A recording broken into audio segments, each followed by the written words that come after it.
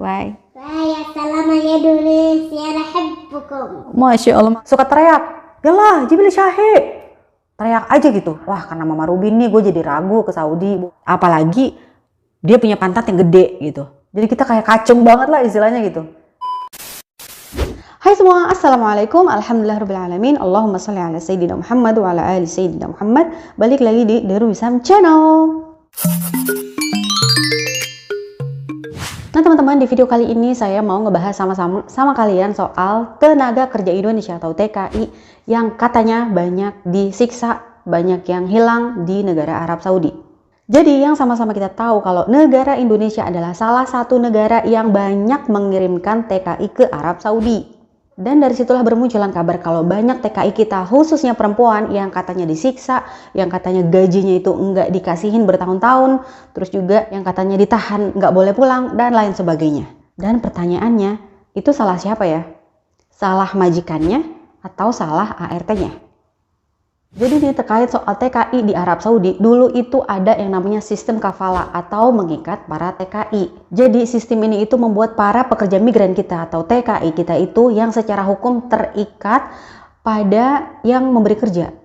Jadi bisa dibilang itu apa ya, sponsor, majikan, atau bahasa Arabnya itu kafil untuk periode kontrak kerja mereka. Jadi karena terikat kontrak, ya otomatis mereka itu nggak bisa pindah kerja, apalagi meninggalkan negara dengan alasan apapun tanpa izin tertulis dari majikan atau kafil. Jadi majikan itu apa ya, memegang penuh kendali atas asisten rumah tangganya gitu, kayak menahan perlengkapan administrasinya, terus ada juga yang sampai ngebatasin gunain handphone, terus juga ada yang gajinya ditahan, nanti aja dikasihnya pas pulang ke Indonesia, itu ada teman-teman. Dan banyak contohnya teman-teman, salah satunya ini Sophia, karena saya ngikutin ya, Sophia asal Sukabumi yang dikabarkan hilang selama 10 tahun, itu lost contact sama keluarganya gitu. Tapi alhamdulillah di tahun 2020 Sophia bisa pulang ke rumahnya atau ke kampungnya di Sukabumi, alhamdulillah. Terus juga ada kasus lain yang sedang ditanganin sama SBMI, yaitu Serikat Buruh Migran Indonesia, atas kasus Nur Cahyati namanya. Jadi dia kerja di Tabuk dari 2005 dan sampai sekarang itu belum ada kabar. Karena apa teman-teman? Karena konon majikannya Nur Cahyati ini adalah aparat polisi yang katanya nggak bisa disentuh oleh Dinas Tenaga Kerja. Lah kok pertanyaannya, emang kenapa? Emang susah ya masuk rumah orang Arab Saudi? Terlebih dia itu adalah aparat polisi. Jadi teman-teman, info juga nih ya buat teman-teman. Kalau warga negara Arab Saudi itu memiliki imunitas lokal. Jadi nggak bisa tuh masuk sembarangan ke rumah orang Saudi. Ya walaupun di rumah itu tuh ada TKI kita. Misalnya keluarganya tuh ngelaporin ke Dinas Tenaga Kerja di Saudi gitu kan. Wah anak saya nggak pulang-pulang, wah anak saya katanya disiksa gitu. Nah itu Dinas Tenaga Kerja ngelaporin ini semua itu ke pihak kepolisian. Nah pihak kepolisian itu kayak ngirimin mubahis gitu, kayak mata-mata ke rumah majikan itu. Bener nggak ada ART atau TKI yang sedang disiksa atau bertahun-tahun nggak dipulang. Nah itu rutinitas di dalam rumah itu tuh diintai gitu sama pihak kepolisian. Nah baru kalau misalnya emang udah valid dan sudah dapat izin dari amarah, nah itu udah boleh kita atau pihak kepolisian masuk ke rumah orang Saudi. Itu rumit banget teman-teman, jadi tuh enggak sembarangan masuk rumah orang Arab Saudi gitu. Harus bikin janji dulu, nggak bisa sembarangan karena itu ada peraturannya. Dan enggak sampai di situ aja teman-teman, ternyata nih banyak banget kasus TKI kita yang hilang, yang lost contact dengan keluarganya itu lantaran kabur dari majikan. Udah gitu cinlok sama TKI lain, terus nikah di sini. Ditambah lagi dia itu lahiran di sini. Padahal di kampungnya atau di Indonesia dia itu punya suami, punya anak atau punya istri, punya anak. Jadi otomatis dia malu untuk ngirim kabar ke kampung. Orang kan nyangkanya lost contact karena ditahan lah sama majikan. Enggak, mereka itu kabur dari majikan. Itu banyak teman-teman yang kayak begitu di sini. TKI kaburan namanya. Terus juga pertanyaannya, apa sih kendalanya sampai sulit banget kayaknya nyari TKI yang hilang di Arab Saudi? Dan ternyata itu banyak disebabkan oleh keberangkatan para TKI yang nggak resmi. Karena modusnya itu mereka bilang katanya mau umroh lah, mau ziarah doang lah ke Saudi gitu. Ya tahu-taunya dia nggak balik ke Indonesia, stay lama di Saudi. Ya jadi kan otomatis mereka itu nggak tercatat di Dinas Tenaga Kerja yang ada di Saudi. Ya gimana ngelacaknya coba? Sedangkan keluarga keluar-keluar ke Dinas Tenaga Kerja, wah anak gua nih nggak boleh pulang sama majikan, anak gua nih ditahan, anak gua nih nggak bisa pulang karena gajinya ditahan. Padahal faktanya nggak kayak begitu. Dia bilang sama keluarganya mau kerja, Dan bapak orang tuanya orang kampung ya, nggak tahu kalau dia tuh pakai visa kerja atau visa, pokoknya nggak tahu soal visa. Padahal dia visanya umroh gitu, bukan visa kerja, tapi ngomong ke keluarganya kalau dia kerja. Nah akhirnya dia protes ke dinas tenaga kerja kalau anak itu nggak boleh pulang lah, inilah. Nah itulah banyak yang jadinya kayak apa ya, kabar kalau wah banyak nih orang Saudi yang nahan gajinya ART. Ya walaupun mungkin ada 1, 2, 3, 4 gitu. Tapi kan nggak semuanya majikan Saudi itu jahat, kejam. Orang Saudi itu keras teman-teman. Ngomongnya itu lantang, tinggi nadanya. Tapi bukan berarti kejam. Ya walaupun pemerintah Indonesia udah menutup pengiriman TKI ke Arab Saudi. Tapi nggak ngaruh kalau kata saya mah. Gitu. Karena banyak modus yang dipakai teman-teman. Kayak yang tadi saya bilang, ngakunya umroh, ngakunya ziarah. Tiba-tiba belok gitu, nggak pulang-pulang. Jadi gini, misalnya dia itu kan pakai visa ziarah. Nah, visa ziarah itu kan dikasihnya itu 3 bulan atau 90 hari. Nah, itu setelah sampai di Saudi, itu dirubah sama mereka. Dengan diubah ke visa tinggal. Kalau visa tinggal itu ya 5 tahun sampai 10 tahun. Jadi setelah mendengar ini, salah siapa teman-teman? Padahal pemerintah kita itu udah menghimbau teman-teman. Jadi buat para TKI yang niat mau kerja di Arab Saudi, please jangan berangkat atau masuk secara ilegal. Karena semua itu yang akan menyulitkan diri sendiri ke depannya. Itu udah dihimbau sama pemerintah kita kayak begitu teman-teman. Cuman karena banyak banget yang nakal yang udah pengen, enak nih nanti gue ketemu pria Arab bisa nikah. Wah enak nih gue gaji gue nanti besar, gue bisa bikin rumah di Indonesia. Itu tuh udah hayalan-hayalan tinggi gitu. Dan tanpa dia sadari itu adalah nanti kesusahan buat mereka di Arab Saudi. Jadi buat kalian nih calon TKI atau bagi kalian yang ingin niat kerja di Arab Saudi, aduh kalau menurut saya sih mending pikir-pikir aja dulu. Karena kenapa teman-teman? Karena yang mau kerja di Arab Saudi itu harus disiplin, terus juga harus punya mental yang kuat.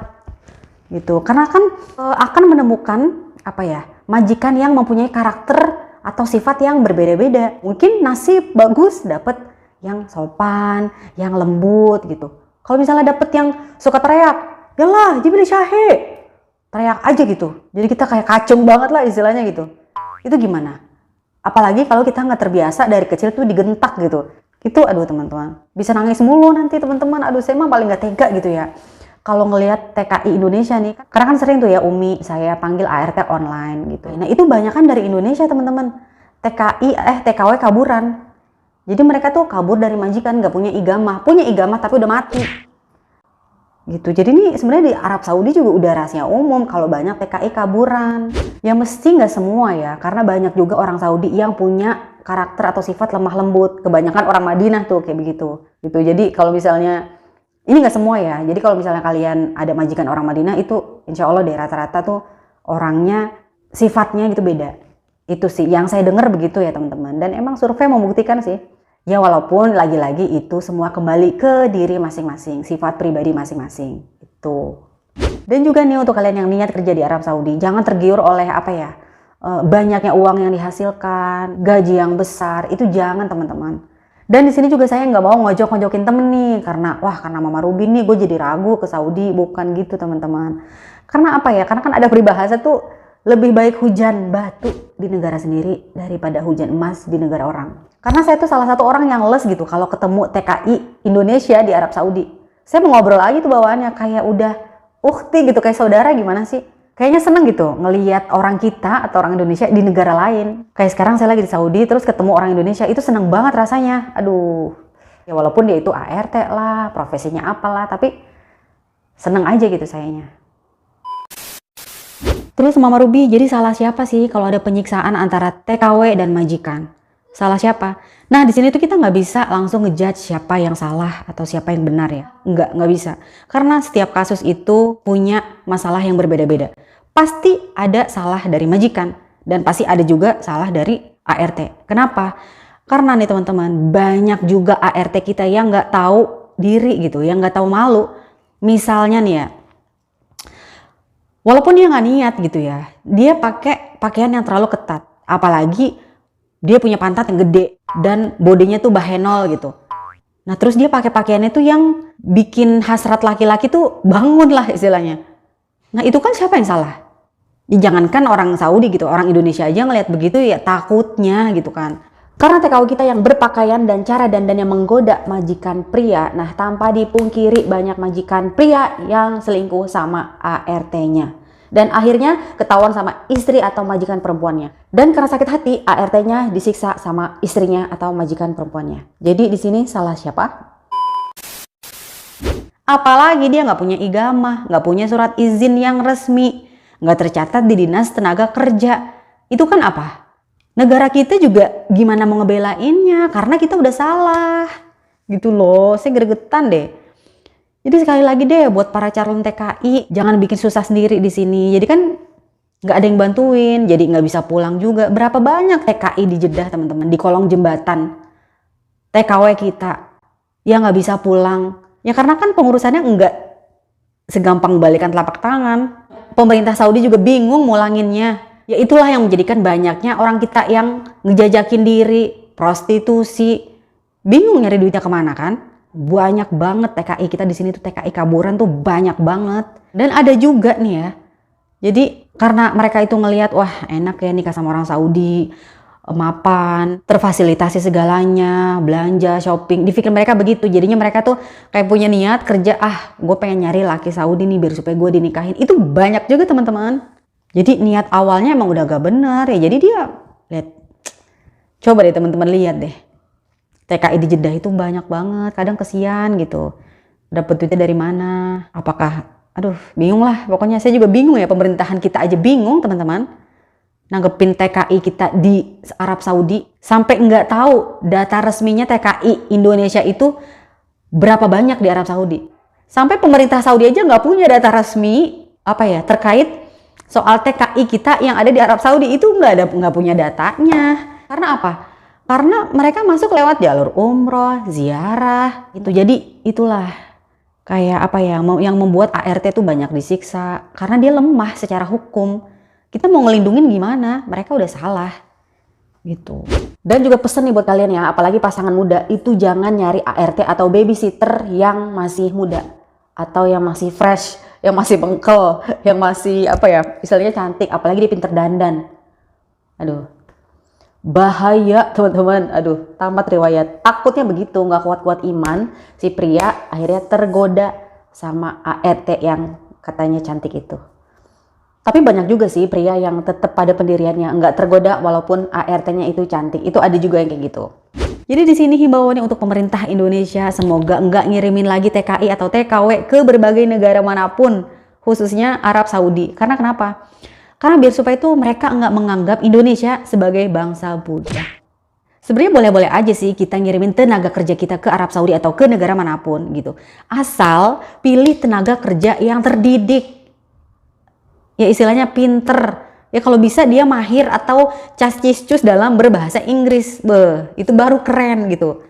Biar supaya itu derajat martabat Indonesia tuh up gitu. Wah negara Indonesia pinter-pinter nih. Jangan mau kalah sama Filipina. Orang Filipina itu dikenal di sini pinter. Dikenal tuh ART-nya tuh mahal karena mereka itu sekolah, bisa bahasa Inggris, maksudnya terdidik gitu. Karena mereka dijajah Inggris ya kalau nggak salah. Jadi bahasa kedua dia tuh Inggris gitu. Di sini orang Filipina nggak bisa bahasa Arab, tapi dia pakai bahasa Inggris. Nah begitu juga orang kita. Kirim tuh tenaga kerja yang pinter-pinter, baru deh tuh semua pada diem, nggak bisa ngeremehin orang Indonesia gitu. Itu sih pengennya saya begitu teman-teman.